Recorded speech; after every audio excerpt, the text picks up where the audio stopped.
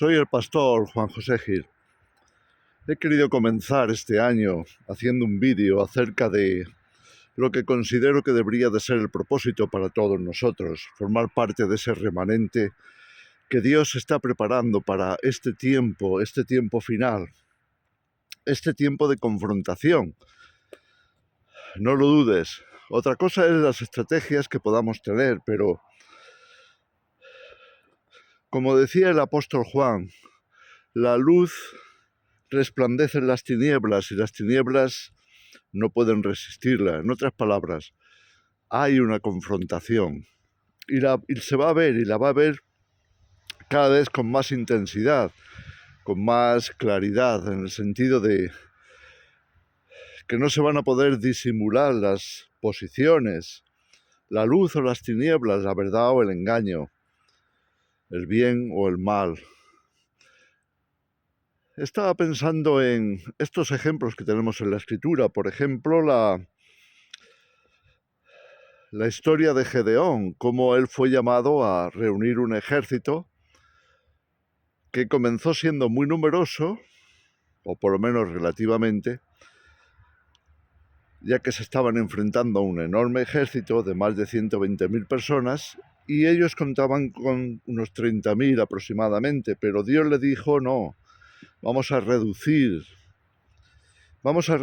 porque no quiero de ninguna manera que la gente, cuando yo le dé la victoria, acaben pensando que sea debido a ellos, a su fuerza, a su inteligencia, a su sabiduría, cuando sabemos que no es así.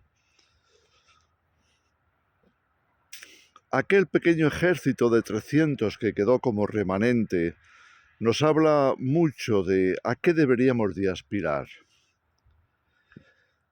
Apocalipsis nos habla, por ejemplo, de 144.000, que son algo así como una especie de remanente entre todas las multitudes, seguramente seleccionados para poder plantar esa batalla a la manera de Dios, no la del hombre.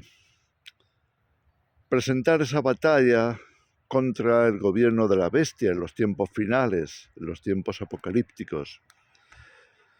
Momentos en los que esa confrontación va a necesitar de que la luz realmente esté fuerte, potente, pueda brillar lo suficiente como para echar para atrás las tinieblas. Aparentemente, físicamente, las tinieblas pueden parecer que están ganando, y de hecho, lo que nos dicen esos escritos escatológicos o apocalípticos es que la bestia hará guerra contra los santos y los vencerá. Aparentemente el triunfo podría ser momentáneamente para la bestia, pero sabemos que el triunfo final no será para la bestia, será para la luz, será para la verdad, será para la justicia, será para el amor de Dios, el triunfo del amor de Cristo. Pero bueno, esos capítulos o esos pasajes de la Escritura que nos hablan de la selección, como el caso de Gedeón que leemos en Jueces 7, pues nos hablan claramente de que no todo el mundo estará dispuesto a esa confrontación, a dar esa batalla. Todos, por supuesto, debemos orar y debemos de buscar el hacer la voluntad de Dios, pero sin duda Dios tiene sus estrategias y nosotros tendremos que estar preparados para cualquiera que sea la estrategia, como ocurre en ese pasaje de Gedeón. Ellos no esperaban que la estrategia de Dios fuera tan diferente, tan especial. Ellos pensaban que tenían que ir bien armados para combatir aquel ejército, y el armamento que Dios les pidió no fue eso. No fue ni espada, o por lo menos no fue solamente eso, porque el triunfo verdadero no iba a proceder de la lucha armada, no iba a proceder de la espada, iba a proceder de la victoria de Dios, la victoria única que Dios podía dar a través de esa estrategia tan diferente. Acuérdate que lo que les pidió fue llevar una olla de barro, una antorcha y rodear o reunir a todos sus ejércitos, esparciéndolo, al ejército de 300, esparciéndolos alrededor del campamento en plena noche de los enemigos en aquel tiempo, los enemigos del pueblo de Israel. Y como lo hizo fue, pues, darles la orden de que tocaran las cornetas o trompetas y rompieran las vasijas y dejaran ver la luz, de manera que el temor se apoderó de aquel gran ejército y acabaron pensando que estaban perdidos, rodeados con ese estruendo que se estaba formando, todas esas antorchas alrededor del campamento, y cómo descendían rápidamente hacia ellos. La confusión se apoderó del campamento y acabaron, pues, como sabemos, derrotados, no por el poder o la sabiduría humana, sino por la estrategia divina. ¿Ven? Necesitamos aprender primeramente a confiar en Dios, necesitamos aprender todas estas cosas y sobre todo tenemos que trabajar en nuestro interior, en nuestro carácter. A mí me gustaría señalar algunas cosas para completar este vídeo acerca de qué es lo que nos hace auténticos, qué es lo que nos hace estar preparados. Porque muchas veces pensamos en una cosa, pero luego en realidad no lo podemos cumplir. No somos tan auténticos, no estamos tan listos, tan preparados.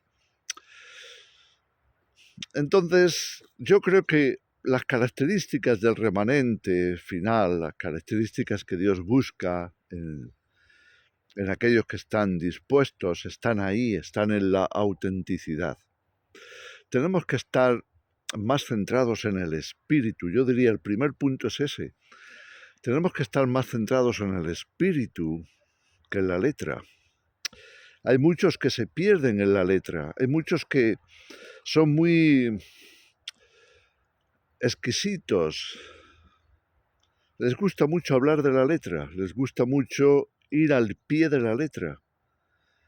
Pero el Nuevo Testamento nos deja claro que no se trata tanto de la letra. El apóstol Pablo llegó a decir la letra mata, mientras que el espíritu vivifica. Se trata de entender el espíritu, el propósito de Dios, el carácter divino. Si Jesús hubiera atendido tanto a la letra como algunos hacen, no habría hecho algunos milagros. No habrían comido buscando espigas un día de reposo, en fin. No habríamos tenido esta declaración magistral de Jesús cuando Él dijo, yo soy el Señor del reposo, del día de reposo. No fue el reposo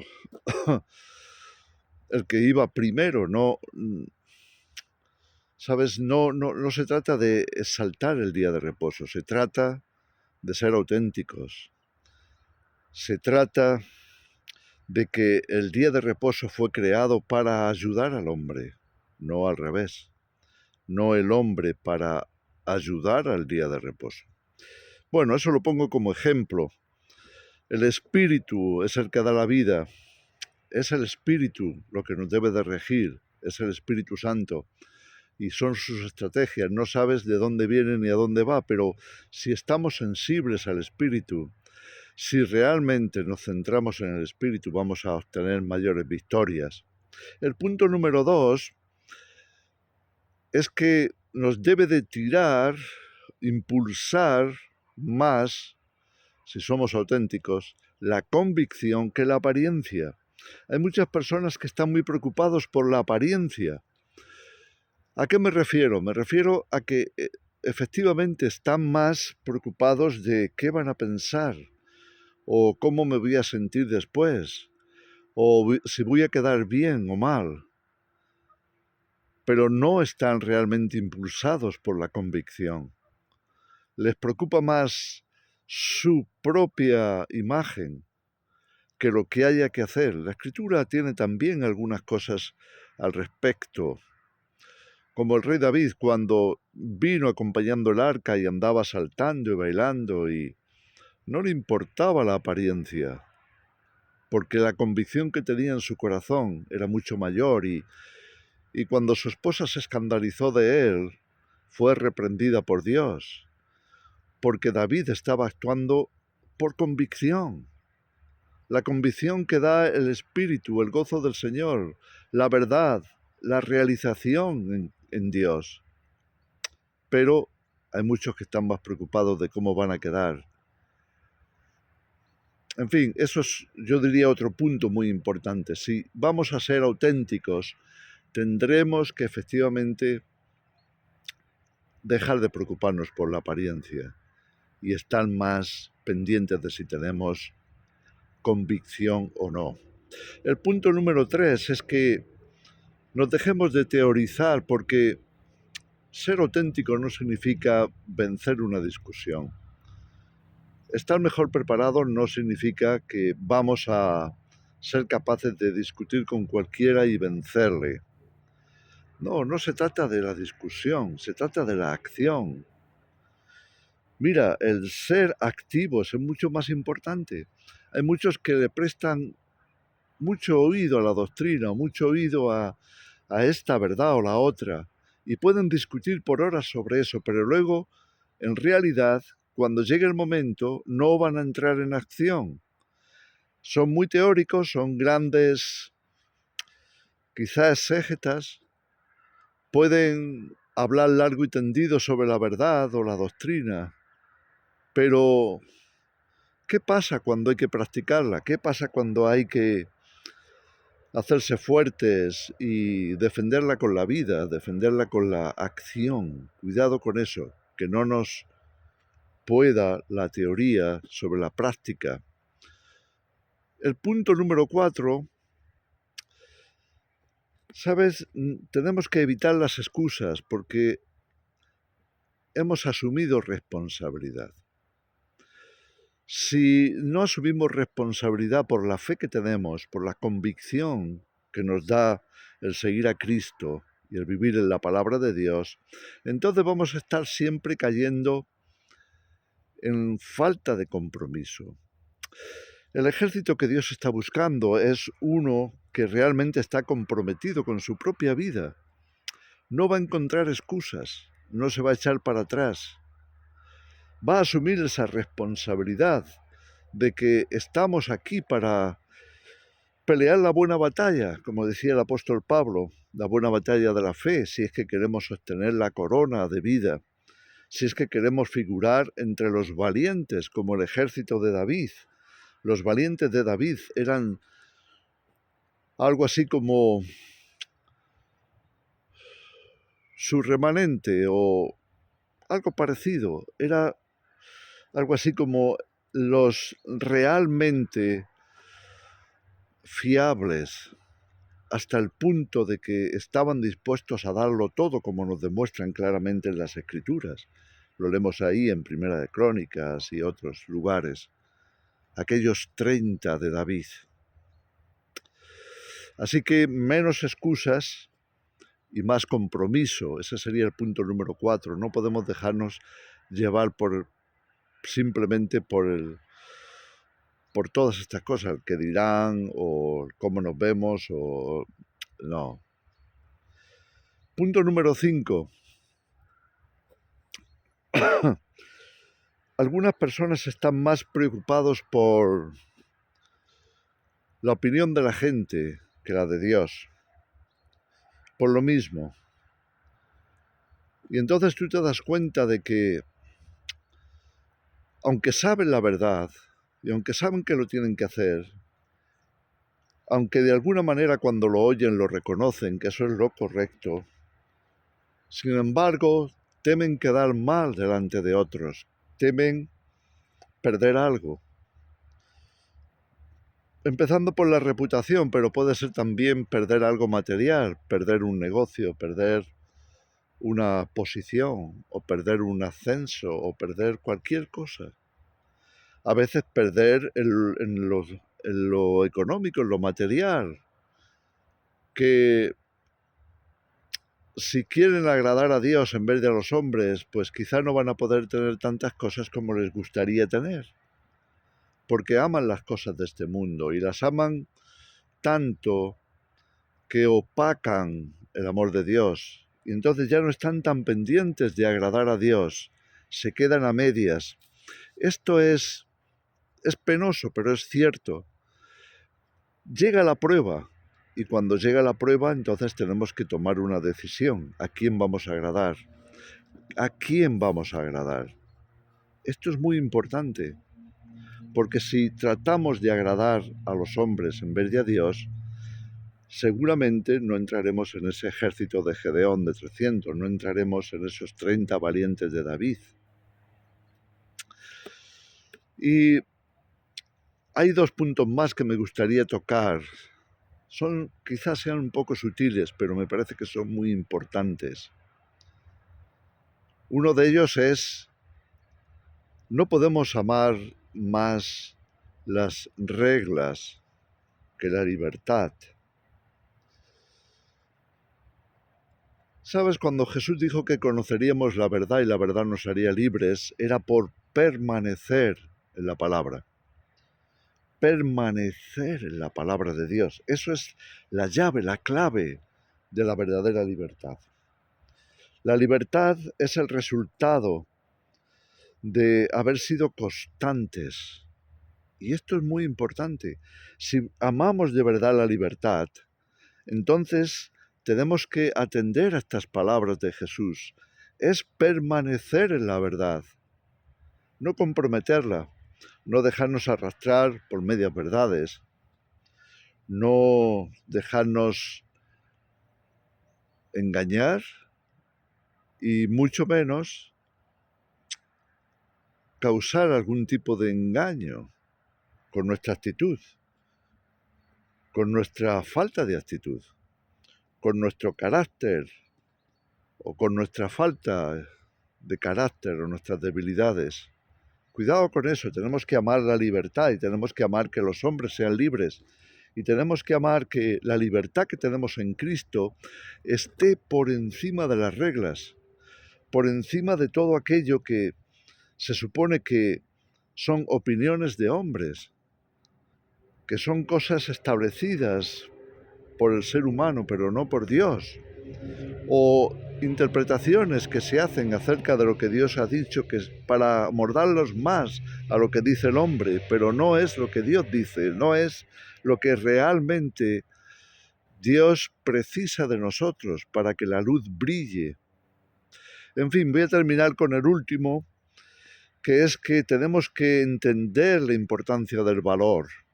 No nos ha dado Dios espíritu de cobardía, le escribía Pablo a Timoteo, como lo vemos en la segunda carta, en el capítulo 1, versículo 7. No nos ha dado Dios espíritu de cobardía, sino de poder, de amor y de dominio propio. El valor, esto es importante, el valor, no nos podemos dejar llevar por el miedo. Y es fácil dejarse llevar por el miedo, porque las tinieblas también exhiben su poder y nos pueden atemorizar, nos pueden hacer pensar que vamos a ser derrotados y vamos a quedar como los vencidos. Pero para Dios, el que seamos vencedores, el que nos declaremos vencedores en Cristo, el que entendamos que estamos dispuestos a confiar en Él y seguirle a Él a pesar de todo y no ceder al miedo, no ceder al temor, esto es esencial. Acuérdate de la escritura que está al final del Apocalipsis, capítulo 21, versículo 7, cuando dice que el que venciere heredará todas las cosas. Yo seré su Dios y él será mi hijo. El vencedor es aquel que no cede ante el temor, es aquel que se mantiene firme, que va a seguir adelante, no importa las circunstancias, no importa lo que esté pasando en el mundo, no importa si la tierra tiembla, si los montes se trasladan al mar, como leemos en los Salmos, no importa qué cosas estén ocurriendo, no vamos a dejarnos llevar por el miedo, no importa cuánto seamos perseguidos por el enemigo, todavía el valor, todavía la fe tiene que prevalecer, esa firmeza que rechaza el miedo, que rechaza el temor, porque tenemos las mayores promesas. En fin, os quería dejar esta reflexión de principios de año. Aspiremos a eso, vayamos en esa dirección. Tenemos un año, como os estaba diciendo, de conquista. Tenemos que empezar por conquistar esas debilidades nuestras y tenemos que plantarnos firme para que Dios pueda hacer de nosotros esas personas de verdadera confianza, de verdadera convicción y estabilidad en Cristo. Bueno, os dejo con eso, que el Señor os bendiga.